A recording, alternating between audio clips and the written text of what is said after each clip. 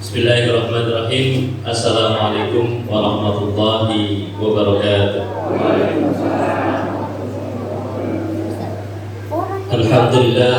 Alhamdulillahilladzi ja'ala Ramadhana syahran mubarak, syahran unzila fihi al-Qur'an, hudan lin-nasi wa bayyinatin minal huda wal furqan.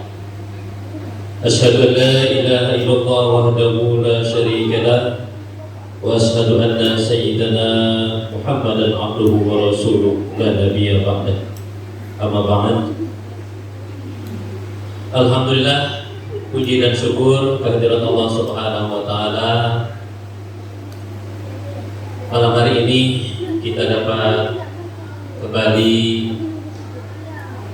berkumpul bersama, mensiarkan dan mentakzimkan semarak ibadah di bulan suci Ramadan, wabil khusus sholat isya, tarawih dan witir berjamaah. Salat dan salam kembali kita kirimkan kepada baginda kita Nabi besar Muhammad sallallahu alaihi wasallam. Allahumma shalli ala sayyidina Muhammad wa ala ali sayyidina Muhammad. Amma ba'd. Bapak-bapak, ibu-ibu yang dirahmati Allah Subhanahu wa taala, tadi bingung kayaknya bawa acaranya. Jadi nama saya bukan Syahrial, Nana Nasyirudin.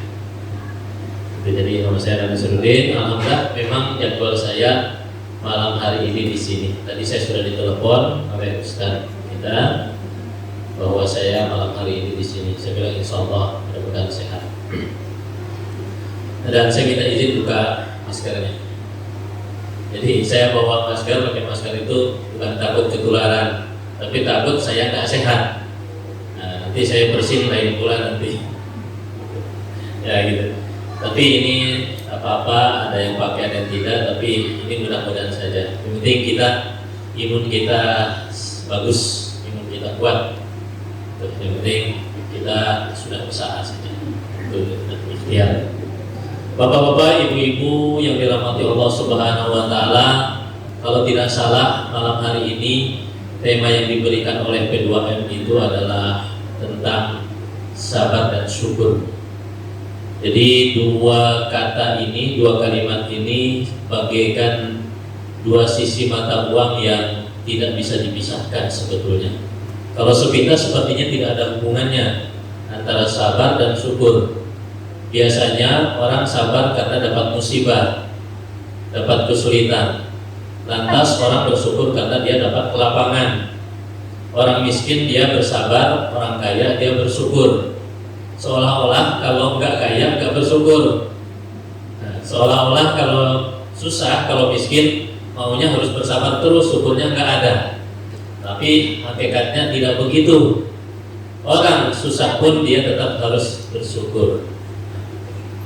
Jadi kalau kita berbicara tentang sabar dan syukur, banyak contoh-contoh yang mungkin bisa dapat kita teladani. Baik itu dari kisah-kisah zaman dahulu ataupun kita sendiri sekarang dapat merasakannya, apa efek daripada sabar dan apa efek daripada rasa syukur itu sendiri.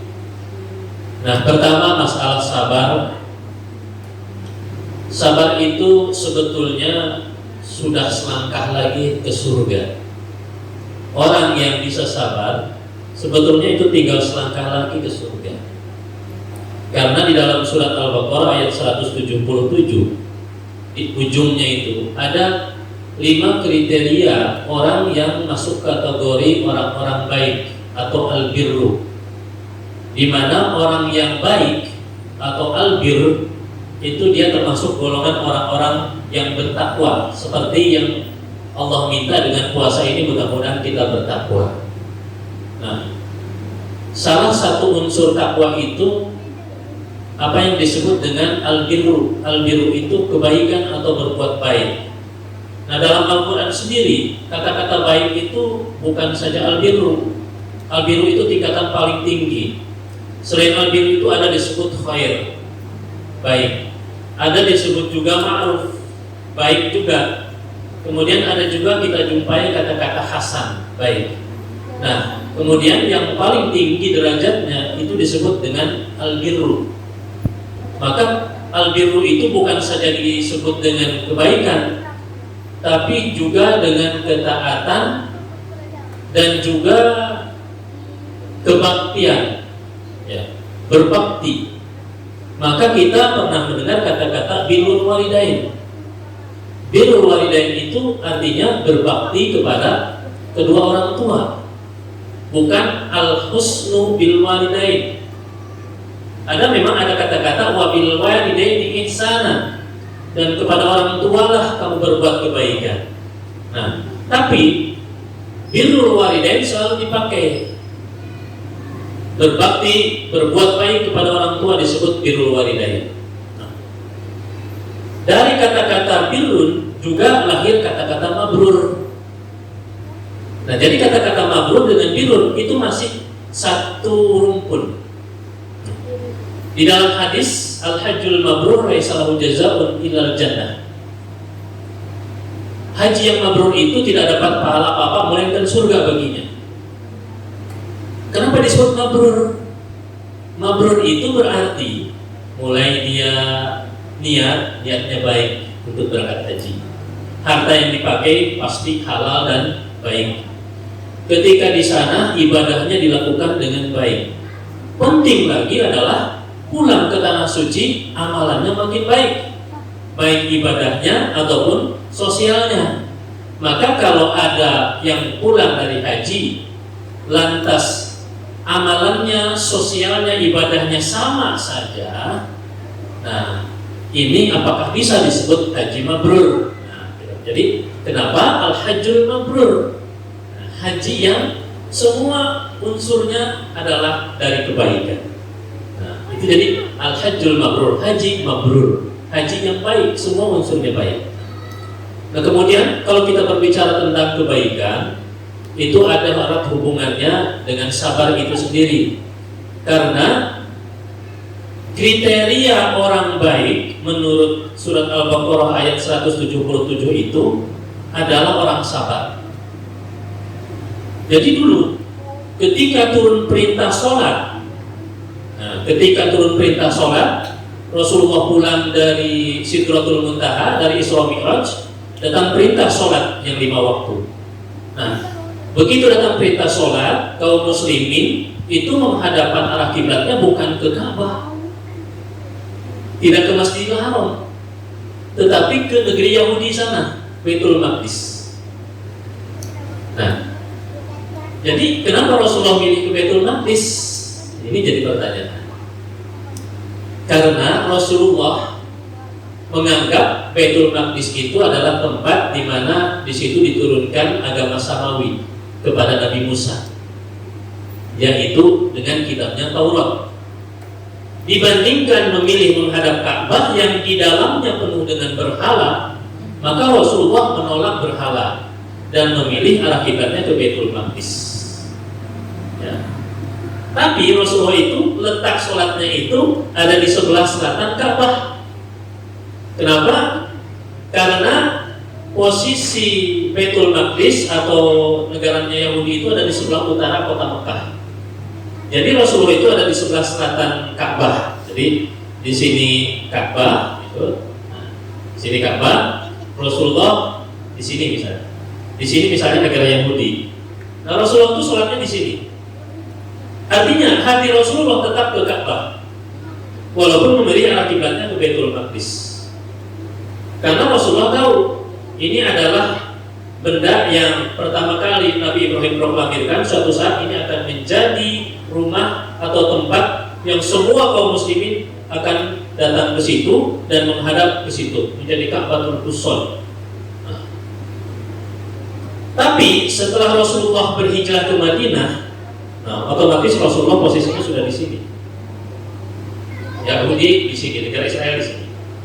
Ketika sudah di Madinah, otomatis Rasulullah membelakangi Ka'bah. Rasulullah menghadap ke Baitul Maqdis, membelakangi Ka'bah. Inilah yang membuat Rasulullah risau, sedih. Saya tidak bisa lagi menghadapkan ke Ka'bah. Nah, jadi Rasulullah sedih terus, minta berdoa kepada Allah, ya Allah, aku ingin menghadap al-qiblat itu ke Ka'bah. Terus berdoa. Akhirnya akhirnya Allah respon dalam surat Al-Baqarah 144. Qad nara taqalluba wajhika fis sama falatwalliyannaka qiblatan tardhaha. Aku sering melihat wajahmu menghadap ke langit, kata Allah, maka palingkanlah arah kiblatmu ke arah yang kamu sukai. Kemudian dimanapun kalian berada, maka arahkanlah kiblatnya ke Masjidil Haram. Itu ayat 144. Begitu turun ayat itu, Rasulullah langsung balik kanan menghadap ke Ka'bah. Sebagai peristiwa itu, maka diabadikanlah dalam sebuah masjid yang disebut dengan Masjid Qiblatain. Bagi yang sudah pernah haji pasti tahu, ya, pasti tahu betul tuh. Nah, Masjid Qiblatain karena mempunyai dua mihrab, mempunyai dua arah kiblat. Nah, begitu mengarahkan kiblatnya ke Ka'bah, ribut. Orang Yahudi itu nggak suka.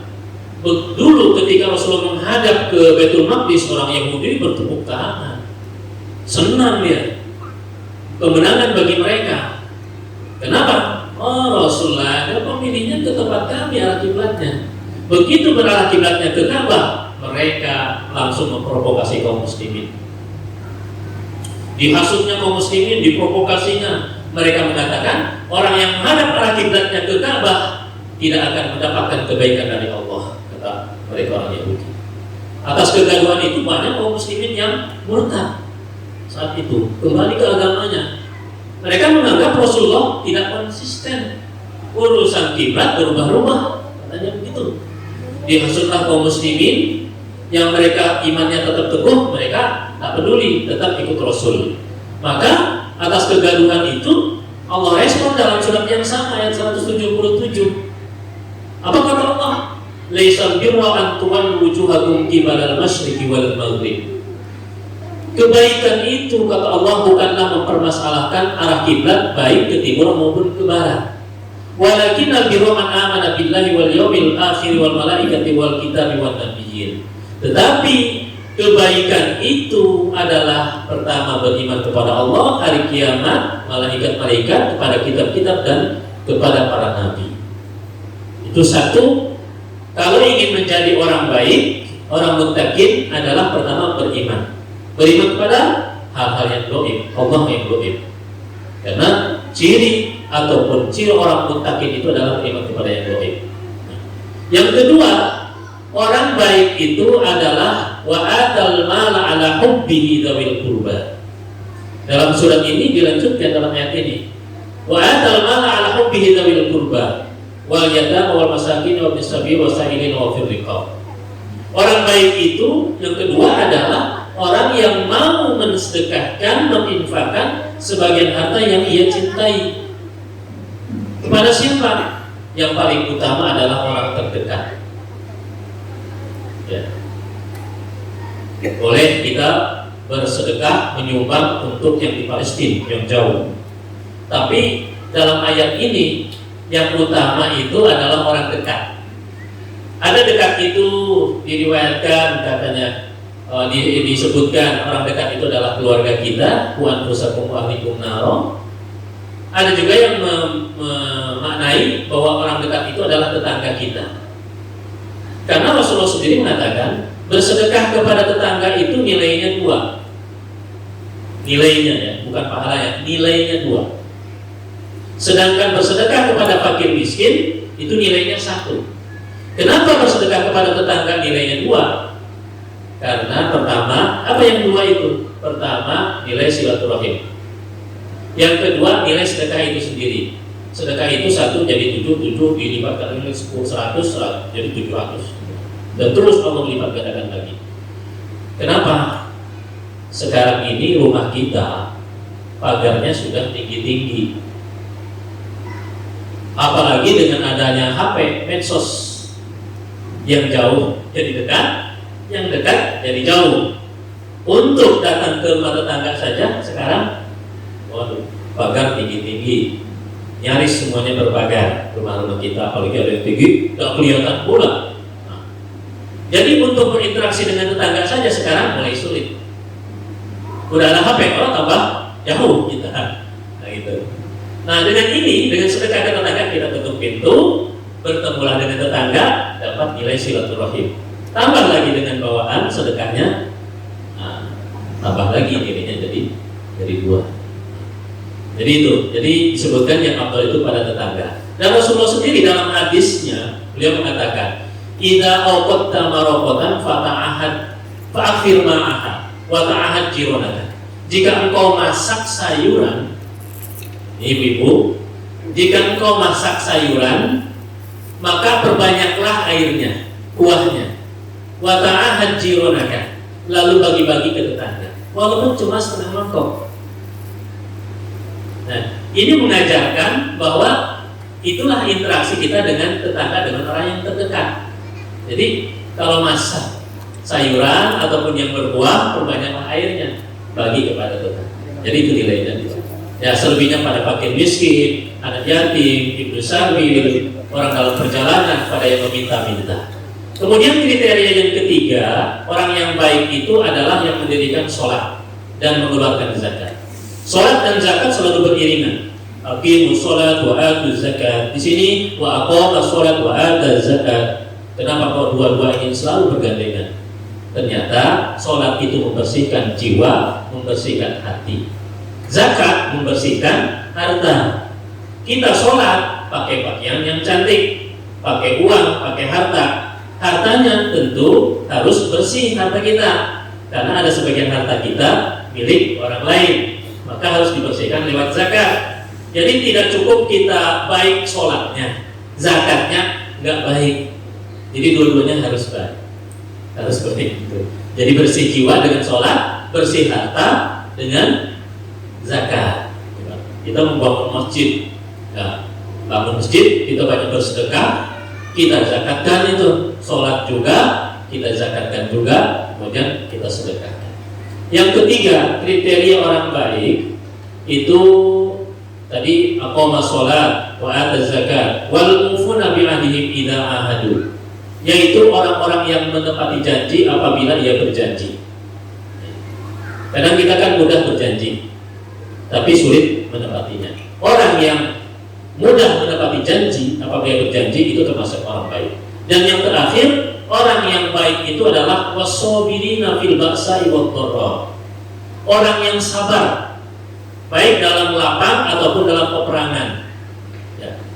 Tentang sabar ini.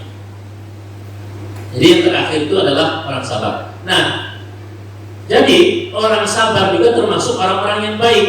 Yang orang baik itu termasuk dia selangkah lagi masuk ke surga, al-birru. Jadi dikatakan alaikum bisidqi fa inna sidqa yahdi ilal birri wa innal birra yahdi ilal jannah, gitu ya. Hendaklah engkau berbuat baik, engkau jujur, karena jujur itu akan mengiring kepada kebaikan, dan kebaikan itu akan mengiring kita ke dalam surga. Jadi orang baik itu sudah selangkah lagi ke dalam surga. Salah satunya adalah orang sabar. Nah, cuma sabar itu ada 3 tingkatan. Satu, sabar dalam ketaatan. Yang kedua, sabar untuk tidak melakukan maksiat. Yang ketiga, sabar dalam musibah. Paling tinggi adalah sabar dalam ketaatan, bukan dalam musibah. Yang selalu kita tahu adalah sabar ketika kita dalam musibah. Padahal itu tingkatan yang terakhir. Kalau kita menghadiri orang yang meninggal, biasanya kita ngasih pesan, mudah-mudahan yang ditinggalkan sabar. Sabar kepada orang yang ditinggalkan oleh keluarganya itu karena ada yang berkurang. Kita datang ke masjid bawa sendal, begitu keluar hilang sendal, lalu kita bilang sabar ya, marah pula, sabar, memangnya dengan sabar balik lagi sendal saya, gitu. Nah, itu sabar karena ada yang kurang dari kita. Makanya Allah tempatkan di tempat yang ketiga, sabar atas musibah. Nah, yang paling tinggi itu adalah sabar dalam ketaatan. Ketika kita sulit, dan bahkan sampai kita sulit sekali, kan kita tidak berzakat karena nggak nyampe nisab. Ketika kita nyampe kepada nisab, mulai itu diuji kesabaran kita. Ini sudah nyampe nisab, keluarkan nggak ya zakatnya? Keluarkan ya enggak. Kadang juga mencari alasan-alasan, ini nggak nyampe nisab ini, jadi nggak perlu dikeluarkan zakat. Nah, Nggak bisa sabar. Seharusnya kita sabar. Oh, ini uang cukup, nyampe besok, saya harus keluarkan zakatnya. Sabar untuk dalam ketaatan, taat kepada Allah. Berpuasa, banyak rintangannya, banyak halangannya. Lapar dan haus. Di samping lapar dan haus, kita disuruh menahan untuk tidak berdusta dan lain sebagainya. Kita tetap harus taat kepada Allah. Sabar kita berpuasa, taat menjalankan ibadah di bulan puasa. Maka kalau kita sabar, banyak sabar dalam berpuasa, baik siangnya ataupun malamnya, maka kita termasuk orang-orang yang sabar pada tingkatan yang pertama. Maka gelar mutakin, gelar takwa itu sulit, bukan mudah. Yang kedua, tingkatan orang sabar itu adalah al-habsu anil maharim. Sabar ketika kita ada kesempatan untuk berbuat yang haram. Ketika kita ada kesempatan untuk berbuat maksiat, lalu kita sabar, maka kita akan termasuk orang-orang yang baik. Yang birrun tadi, ya, tingkatan yang kedua. Jadi ketika kita ada kesempatan untuk berbuat jahat, ditahan betul. Ditahan betul. Ada ingin berbuat maksiat, gak jadi dilakukan atau tidak, dilakukan atau tidak. Maka kita bersabar. Bersabar menahan untuk tidak melakukan maksiat. Jadi al-habsu anil maharim itu tingkatan yang kedua. Pertama tadi sabar dalam ketaatan, yang kedua sabar menahan dari segala macam godaan atas segala macam maksiat, yang ketiga sabar dalam musibah. Nah, tadi disampaikan bahwa kita bersabar ketika kita dalam kesulitan. Kalau kita bersabar dalam kesulitan, contohnya banyak. Yang paling kita dulu pernah sering dan kita tahu dari cerita para nabi itu Nabi Ayub. Nabi Ayub awalnya kaya, lama-kelamaan Allah diuji dengan penyakit, bahkan tidak ada setitik jarum pun kulitnya itu yang lewat daripada kista, katanya. Sabar, bersabar. Nah, dari kesabaran itu maka beliau bisa sukses. Nah, tadi juga saya sebutkan sabar dalam kesulitan dan sabar dalam kelapangan. Ternyata lebih banyak orang yang bisa sabar dalam kesulitan dibandingkan dalam kelapangan. Dibandingkan ketika dia dalam kelapangan, dalam kemudahan. Sebagai contoh, di zaman Rasulullah ada sahabat namanya Sa'labah. Beliau sangat miskin. Saking miskinnya, sholat ke masjid itu gantian jubahnya dengan istrinya. Suaminya dulu, Sa'labahnya dulu, selesai beribadah, pulang ke rumah, gantian baju, dipakai istrinya, kemudian istrinya sholat ke masjid. Nah, dia bisa sabar ketika dalam kesulitan. Ketika dia minta kepada Rasulullah, ya Allah, ya Rasulullah, doakan aku biar aku bisa hidup layak, ya, bisa hidup layak. Rasulullah awalnya menolak, tapi akhirnya didoakan juga supaya Sa'labah diberikan kelapangan.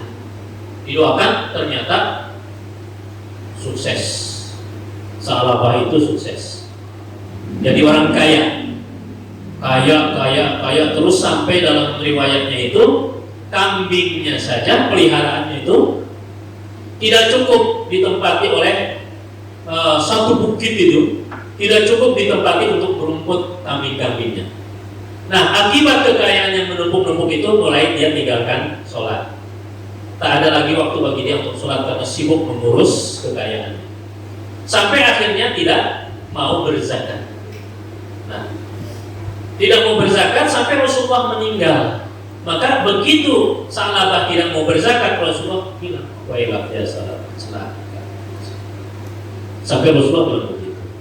Sampai ketika Rasulullah wafat, beliau masih hidup, Sa'labah ini ketika zaman Abu Bakar masih hidup, datang kepada Abu Bakar, mohon maaf, dia mau bayar zakat, Abu Bakar nolak dalam riwayatnya. Rasulullah saja menolak, apalagi aku. Sampai ke zaman Umar juga masih hidup. Begitu juga terus ditolak juga oleh Umar dalam riwayatnya. Wallahu a'lam bishawab. Jadi Ini cerita orang yang bisa sukses ketika sulit, tapi dia tidak sukses ketika lapang. Nah, itu dia. Maka ketika sulit dia baik orang. Mungkin kita juga boleh jadi kita bisa begitu. Gitu. Ya, ketika sulit kita baik.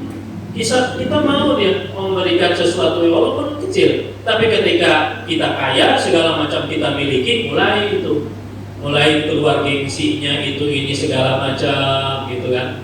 Maka tidak mau lagi dekat tetangga dan sebagainya. Nah, itu dia ciri ataupun salah satu kisah contoh orang yang ternyata banyak yang tidak kuat dengan lapang, tidak kuat dengan kekayaan. Nah, maka dulu dalam cerita lagi Abdurrahman bin Auf, ya, Abdurrahman bin Auf itu pernah nangis sejadi-jadinya ketika Rasulullah mengatakan, Abdurrahman bin Auf, engkau terakhir masuk surga. Nangis sejadi-jadinya. Kenapa? Ya Rasulullah, karena engkau nanti akan lama dihisapnya. Saking kayanya Abdurrahman bin Auf itu, saking kayanya. Nah, nangis dia. Akhirnya dalam cerita juga Abdurrahman bin Auf itu sengaja dia membuat dirinya miskin, akan membuat dirinya miskin. Ketika itu Abdurrahman bin Auf menjual kurmanya dengan harga yang semurah-murahnya, dijualnya dengan harga yang semurah-murahnya. Mestinya cukup mahal, tapi dijual dengan semurah-murahnya. Maksudnya apa? Katanya dia ingin miskin, ingin tekor gitu. Kalau kita kan modal 1.000 dijualnya 1.500 kan ada untung. Abdurrahman bin Auf beli 1.000 dijualnya 100 rupiah. Dia ingin tekor, ingin miskin dia.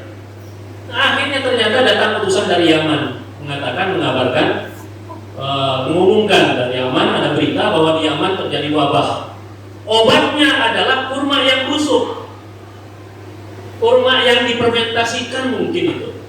Kalau kurma busuk, naudzubillah, saya rasa mungkin maksudnya kurma yang difermentasikan, dibusukkan difermentasi, lalu jadi obat. Obatnya cuma kurma yang busuk. Nah, akhirnya apa? Nah, datanglah orang utusan itu ke Abdurrahman bin Auf. Ya. Abdurrahman bin Auf malah membeli kurma itu yang busuk itu untuk dirinya supaya dia jatuh miskin juga, gitu kan? Dibeli kemudian akan diberikan ke Yaman sana. Dibelinya, ternyata kurma itu malah membuat obat, jadi obat. Malah akhirnya Abdurrahman bin Auf tambah kaya, terus kaya gara-gara kurma yang busuk tadi, gitu kan. Nah, itu ceritanya. Ternyata ditakdirkan Abdurrahman itu kaya. Kenapa dia kaya terus? Tapi alhamdulillah Abdurrahman ini termasuk hamba Allah yang kaya, paling kaya saat itu, sampai katanya harta yang ditinggalannya adalah triliunan kalau dihitung sekarang. Nah, tapi dia termasuk hamba Allah yang terus bersyukur karena dia berniaga dengan baik, dengan jujur. Niaganya itu dengan jujur. Maka tadi katakan, alaikum bisidqi fa inna sidqa yahdi ilal birri. Hendaklah kalian jujur, karena jujur itu akan menjurus membawa kepada kebaikan. Wa innal birra yahdi ilal jannah. Dan kebaikan itu akan membawa kita ke dalam surga. Salah satunya tadi adalah jujur. Sabar tadi dalam ayat 177, kemudian bersyukur. Bersyukur akan atas nikmat yang Allah berikan. Jadi tadi apakah orang kaya saja baru kita bersyukur? Ketika miskin kita tidak mau bersyukur, nunggu kaya saja, tidak. Jadi maksudnya adalah ketika susah juga kita bersyukur. Karena Abdurrahman bin Auf tadi ketika datang ke Mekah, dia tidak punya apa-apa selain badan dan pakaian yang melekat di badannya. Ditawarin oleh sahabat Rasulullah, istri, ya Abdurrahman, kalau engkau mau istri, aku ceraikan istri saya, salah satu. Karena waktu itu kan pada berpoligami itu. Mau istri, saya ceraikan satu. Ditawarin begitu. Kemudian mau rumah, ambil satu rumah saya, kata sahabat itu. Abdurrahman bin Auf tidak mau. Dia tetap mau bersyukur dengan itu, tapi katanya, Zullani suqul Madinah. Tunjukkan saja kepada saya di mana pasar Madinah. Mau apa ya Abdurrahman? Saya ingin berdagang. Datang dia ke pasar tadi, kemudian membeli sesuatu, dijual lagi dengan keuntungan yang sangat kecil. Beruntung itu beruntung kecil, dia syukuri yang kecil itu banyak, akhirnya dia termasuk sahabat yang paling banyak mendermakan hartanya saat itu, termasuk untuk orang-orang syuhada dalam peperangan Badar. 800 juta untuk satu orang syahid dari perang Badar. Berapa syuhada saat itu? Jadi dikeluarkan uangnya itu, satu syahid untuk keluarganya itu 800 juta untuk saat itu. Sekarang berapa? 800 juta satu orang. Jadi kita korelasi antara sabar dan syukur di situ. Jadi tidak bisa dipisahkan. Ya, kita bersabar untuk setelah itu kita dapat bersyukur. Dengan bersyukur kita juga tetap bersabar. Mungkin ini yang bisa saya sampaikan. Mudah-mudahan ini dapat kita amalkan dalam kehidupan kita sehari-hari. Mohon maaf kalau ada yang kurang. Terima kasih atas segala perhatiannya. Wallahu muwaffiq ila aqwamit thoriq. Wassalamualaikum warahmatullahi wabarakatuh.